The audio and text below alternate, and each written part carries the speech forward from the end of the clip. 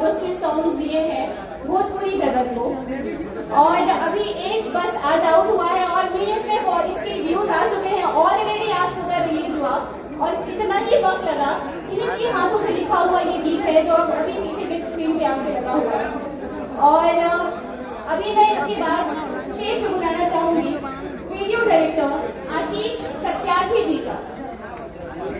Please मंच पर आइए आशीष जी।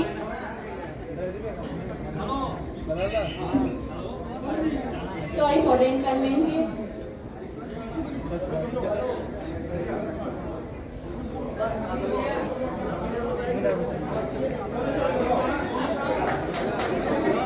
विवेक जी प्लीज आप स्टेज पे आइए, आपकी डिमांड यहाँ ज्यादा है sir, please please Vivek ji का स्वागत कीजिए। ये खेसारी जी के मैनेजर हैं, आर्य शर्मा म्यूजिक डायरेक्टर हैं इस सॉन्ग के, शुभम तिवारी कंपोजर हैं इस सॉन्ग के।